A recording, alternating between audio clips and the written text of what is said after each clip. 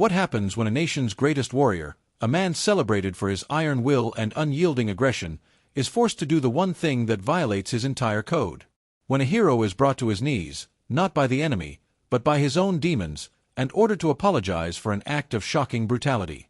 This is the story of General George S. Patton, a man on the brink of disgrace, and the carefully chosen words he was forced to speak to save his career. But it is also the story of what he truly believed in the privacy of his own diary, and the astonishing reaction of the very men he had wronged. If stories that explore the complex lines between leadership, controversy, and the brutal realities of war fascinate you, then take a moment now to subscribe to our channel, like this video, and share it with someone who needs to hear this story. We'd also love to read your thoughts in the comments.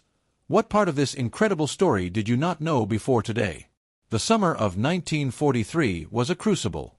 The Sicilian sun beat down with an oppressive, suffocating heat that seemed to bake the very soul of the island. Operation Husky, the Allied invasion of Sicily, was a relentless grind of dust, sweat, and blood. For the men of the U.S. 7th Army, it was a campaign fought uphill, against a determined enemy and a brutal landscape. They were pushing hard, driving the German and Italian forces back, but the cost was immense. Every mountain pass, every sun-bleached village, was a potential tomb, and the air was thick with the constant metallic taste of fear and death. Leading this charge was a figure who seemed forged from war itself, Lieutenant General George S. Patton, Jr., old blood and guts.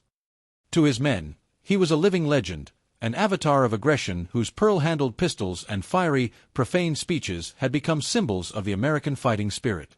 Patton didn't just command, he willed his army forward, driven by a deep-seated belief in momentum, relentless pressure, and the indomitable spirit of the fighting man. To him, fear was a temporary condition to be conquered by sheer force of will. Weakness was a disease, a contagion that threatened the fighting heart of his army, and he was determined to cut it out wherever he found it. He'd once famously declared, "All men are afraid in battle. The coward is the one who lets his fear overcome his sense of duty." It was a philosophy he lived by, and one he demanded from every soldier under his command. But in the sweltering heat of Sicily, this rigid, uncompromising belief would push him to the brink of his own destruction.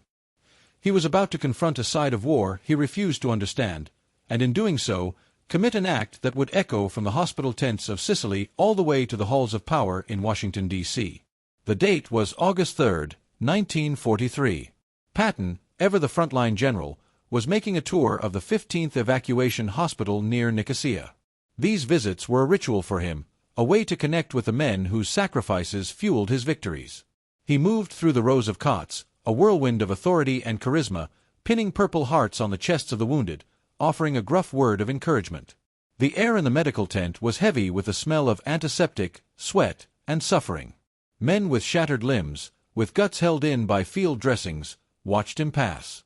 These were the men Patton respected, the men who had paid the price of battle in blood and bone. Then, his eyes fell upon a soldier who didn't fit his image of a wounded warrior. Private Charles H. Kull of the famed 1st Infantry Division sat slumped on a supply box. He had no bandages, no casts, no visible wounds. To Patton's demanding eye, he looked physically whole. The general strode over, his polished boots crunching on the dirt floor.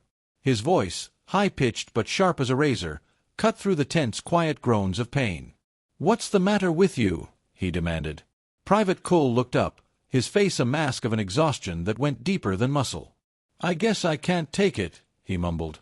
For Patton, those words were a lit match to a powder keg. "You can't take what?" he snapped, his voice rising with incredulous fury. In that moment, he didn't see a soldier at the absolute limit of his human endurance. He saw a malingerer, a skulker, a coward trying to escape his duty while brave men were dying on the battlefield. The very idea was an insult to every wounded man in that tent and a personal affront to Patton's entire warrior creed. His face contorted with rage. "You're a yellow belly! A goddamn coward!" he roared, his voice echoing through the stunned silence. He then did the unthinkable. With a swift, violent motion, he slapped Private Kull across the face with his leather gloves. The crack of leather on skin was sharp and shocking. He grabbed the terrified private by the collar, hauling him to his feet with furious strength. "You're going back to the front lines!" Patton screamed, his face inches from Kull's. You hear me? You're going back to the front to fight. You're going to get shot, but you're going to fight." He shoved Cole toward the tent's exit and kicked him in the rear as he stumbled out. He then turned to the astonished medical staff. "Don't admit this Sanuvabitch," he commanded. "I don't want yellow-bellied bastards hiding in here." The doctors and nurses were speechless. They knew what Patton didn't, or simply refused to see. Private Cole wasn't a coward. He was suffering from dysentery and a fever of 102.2 degrees and was later diagnosed with malarial parasites. What he had haltingly described as not being able to take it was the physical and mental collapse then known as battle fatigue or shell shock, a condition we now recognize as post-traumatic stress disorder. In fact, Cole had begged his officers not to evacuate him because he didn't want to leave his unit. After Patton's assault, the medical staff quietly moved Cole to another ward to protect him. In a letter home, the young private told his parents about the incident but, showing incredible fortitude, asked them to just forget about it. But the story wouldn't be forgotten. The slap had been heard, and the whispers had already begun. You would think an act of such uncontrolled fury would give a commander pause. That the shock on the faces of his own medical staff might serve as a dire warning. But for General Patton, the incident wasn't a moment of shame. It was a righteous act of military discipline. In his diary, he wrote dismissively that men like Cole were cowards who should be tried by court-martial and shot. His conviction was unshaken. And so, just 1 week later, on August 10, 1943, he would repeat the performance, this time with even greater ferocity. The setting was the 93rd Evacuation Hospital. Once again, Patton was making his rounds to bolster morale and award medals. And once again, his eyes locked onto a soldier who bore no visible combat scars. Private Paul G. Bennett, an artilleryman from the 13th Field Artillery Brigade, was huddled on his cot, shivering uncontrollably and weeping. He was suffering from severe dehydration, a high fever, and the profound psychological trauma of the relentless German shelling. Like Cole, he had resisted being sent to the rear, wanting to stay with his comrades. Patton stopped at his bedside. "What's wrong with you?" he asked, the question now dripping with suspicion and contempt. Bennett's response was a choked, desperate whisper. "It's my nerves, sir. I can't stand the shelling anymore." The words detonated Patton's temper. The general's face became a mask of pure fury. "Your nerves? Hell, you are just a goddamned coward," he bellowed, his voice so loud it seemed to shake the tent poles. "Shut up that goddamned crying. I won't have these brave men who have been shot at seeing this yellow bastard sitting here crying." He slapped Bennett hard across the face, the force of the blow knocking the soldier's helmet liner from his head and sending it clattering to the floor. But he wasn't done. In a move that escalated the assault from brutal to terrifying, Patton's hand went to the iconic pearl-handled pistol on his hip. He unholstered the weapon. He didn't point it directly at Bennett, but waved it menacingly in his face, the implication horrifyingly clear to everyone who witnessed it. "You ought to be lined up against a wall and shot." Patton raged. "In fact, I ought to shoot you myself right now. God damn you!" Medics, seeing the situation spiraling into something truly dangerous, rushed forward. Patton turned to the hospital's commanding officer. "Get that man out of here right away," he commanded, before turning back to the weeping soldier and striking him a second time. As he stormed out, he announced to the horrified staff that it made his blood boil to see yellow-bellied bastards being babied. This time, the witnesses weren't just going to whisper. The sight of a 3-star general assaulting a sick soldier and threatening him with a pistol was too much to bear.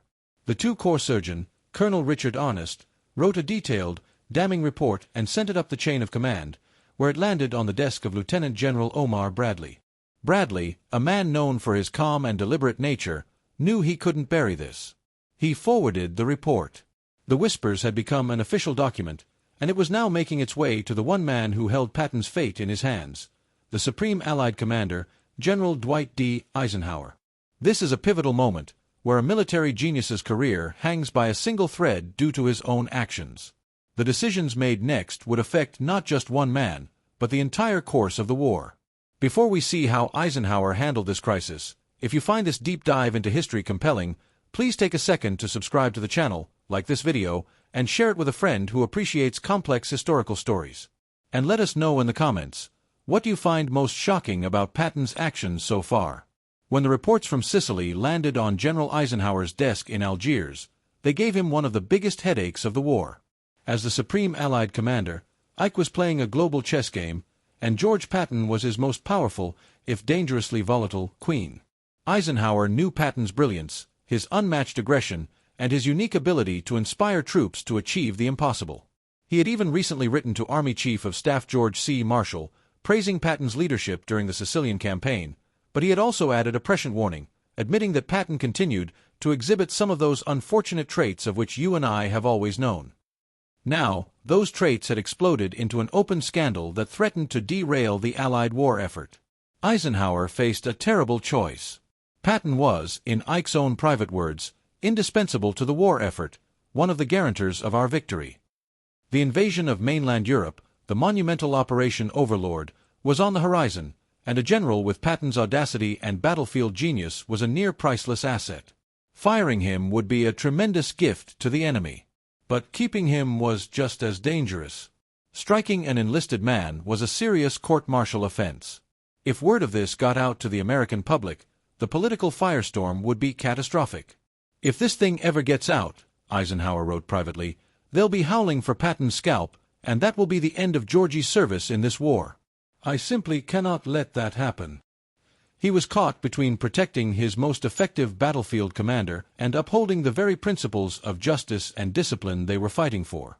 A group of war correspondents in Sicily, including Merrill Mueller of NBC and Demery Bess of the Saturday Evening Post, already knew the story. They confronted Eisenhower, demanding he act in exchange for their silence. Ike, in a masterstroke of leadership, refused to fire Patton, but instead appealed to their patriotism, asking them to suppress the story for the good of the war effort. They reluctantly agreed, but this truce wouldn't last forever. Ike decided to handle it himself, away from the glare of a formal investigation. On August 17, 1943, he drafted a secret, personal letter to Patton. It was a masterpiece of controlled fury. After acknowledging the reports, the hammer fell. I clearly understand that firm and drastic measures are at times necessary, Eisenhower wrote, but this does not excuse brutality, abuse of the sick, nor exhibition of uncontrollable temper in front of subordinates. He told Patton in no uncertain terms that he was shocked, and that the incidents made him seriously question your good judgment and your self-discipline as to raise serious doubts in my mind as to your future usefulness. That last line was a devastating blow. For a man like Patton, for whom military usefulness was his entire reason for being, it was a direct threat to his identity and his career. This wasn't a slap on the wrist, it was a final warning. Eisenhower ordered Patton to make personal apologies to the soldiers involved, the hospital staffs, and to every single division in the 7th Army. The letter was a thunderbolt from on high. Patton's glorious career now hung by the thinnest of threads, and only his own actions could save it. Eisenhower's letter sent Patton into a tailspin of humiliation and rage. He was the conqueror of Sicily, and now he was being dressed down like a West Point cadet. His private diary entries from this period reveal a man in turmoil, torn between grudging obedience and his unshakable conviction that he had done the right thing. He hated the very idea of apologizing. He wrote bitterly about being forced to soft-soap a skulker to placate the timidity of those above. In his mind, he wasn't apologizing for a mistake. He was capitulating to a world that had gone soft, a world that failed to understand the harsh necessities of war. But he knew he had no choice.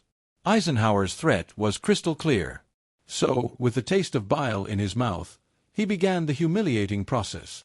On August 21st, he summoned Private Paul Bennett to his office for a stiff, formal apology and a handshake. The next day, he met with the medical staff of the 93rd Evacuation Hospital. He expressed regret for his impulsive actions, but according to some who were there, it sounded more like a justification for his conduct than a true apology. On August 23rd, it was Private Charles Cole's turn.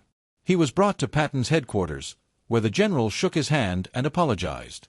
Cole, for his part, later showed a surprising degree of empathy, telling his family that he believed Patton was pretty well worn out at the time, adding, "I think he was suffering a little battle fatigue himself." These private apologies were the first step, performed quietly behind closed doors. But Eisenhower's order went much further. Patton wasn't just required to apologize to the individuals. He was ordered to stand before his entire victorious Seventh Army, the very men he had led with an iron fist, and publicly admit his error. This was the real punishment, a public humbling designed to sear the lesson into his soul. The private apologies were over. The public spectacle was about to begin. Between late August and August 30th, 1943, General Patton embarked on the most agonizing tour of his career. He drove his famous command car, with its blaring air horns and oversized flags, across the dusty, sun-scorched landscape of Sicily. He went from division to division to deliver his penance. In olive groves and dusty fields, thousands of his soldiers assembled, waiting for old blood and guts to speak. By now, the slapping incidents had become the worst-kept secret in the army, and they all knew why he was there.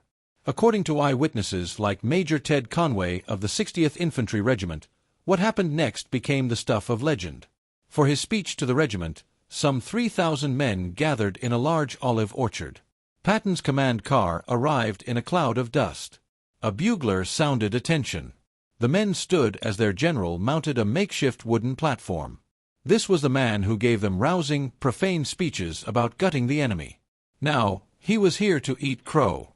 The cinematic irony was lost on no one. Patton began by praising his men for their incredible achievements, their courage, their tenacity, their hard-won victory. He was their leader, reminding them of the glory they had won together. Then came the moment of truth. He took a breath.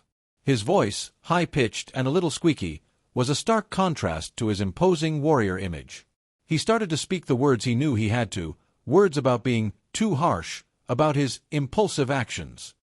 But according to Major Conway's account, he barely got the words out. As soon as Patton began, saying simply, "Men!" the entire regiment erupted. It wasn't a murmur or a jeer. It was a roar of overwhelming support. As if a touchdown had been scored in a championship game, thousands of steel helmets went flying into the air, raining down all over the orchard. The men were on their feet, shouting, "No, General, no! No!"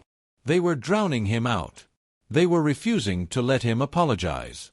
They would not allow their conquering hero to be humiliated in front of them.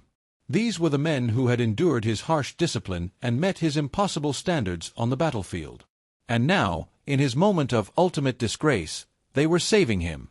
Patton stood on the platform, completely overwhelmed. He tried to quiet them, but the cheering only grew louder. The bugler sounded "attention" again, but it was useless against the tidal wave of noise. And then, the Iron General, the man who preached that real men don't cry, broke. Big tears began streaming down his face as he shook his head in disbelief. Finally, giving up, he was heard to mutter something like, "The hell with it," and walked off the platform. This incredible scene was repeated with other divisions. Each time he tried to deliver his mea culpa, his own troops cut him off with thunderous applause. The apology Eisenhower had ordered, the one Patton had dreaded, was never fully delivered. It was drowned out by the fierce, unwavering loyalty of the very men he had abused. He left the stage, not as a humbled commander, but as their hero, his bond with his men forged even stronger in the fire of his own near disgrace. On August 29, 1943, Eisenhower and Patton met. Seeing a chastened general and witnessing the overwhelming support he still commanded, Eisenhower made his decision. He would keep his problematic general. Within the military, the matter was considered closed. But secrets in wartime have a short lifespan. On November 21, 1943, the dam broke. A muckraking radio journalist named Drew Pearson, known for his sensational scoops, broadcast the story to the American public. Pearson's version was inflammatory. He conflated the two incidents into one and sensationally declared that he didn't expect Patton to be used in important combat again. The broadcast ignited a firestorm. The public was sharply divided. Some in Congress and the press defended Patton, suggesting soldiers were getting too soft. Others were outraged, demanding his immediate dismissal for his brutal and un-American conduct. Allied headquarters in Algiers initially tried to downplay the crisis, misleadingly stating that Patton had never been officially reprimanded, which, while technically true of a formal reprimand, only fueled the controversy. For Patton, the consequences were severe. While Eisenhower had saved his career, he couldn't save him from the political fallout. The slapping incidents had made Patton radioactive. It was now politically impossible to give him a top command in the D-Day invasion of Normandy. That honor went to the calm, dependable Omar Bradley, Patton's former subordinate. Instead, Patton was sidelined. In January 1944, he was given command of a ghost army, the fictional 1st United States Army Group, or FUSAG. His new role was to be a decoy, the centerpiece of Operation Fortitude, an elaborate deception designed to fool the Germans into believing the main Allied invasion would strike at the Pas-de-Calais, not Normandy. It was a critically important assignment that would ultimately save countless Allied lives, but for a man who craved frontline action above all else, it was a gilded cage. For 11 agonizing months, he watched the war from the sidelines as other men led the great crusade he believed he was born to command. It was, as he wrote despairingly in his diary, the lowest point of his military career. Eisenhower had kept his attack dog, but he had put him on a very short, very firm leash. The story of the slapping incidents reveals the profound complexities of a man who was both a hero and a tyrant. General George S. Patton, Jr. was a living paradox, a commander who could inspire breathtaking courage and achieve stunning victories, yet who possessed a shocking lack of empathy for the invisible wounds of war.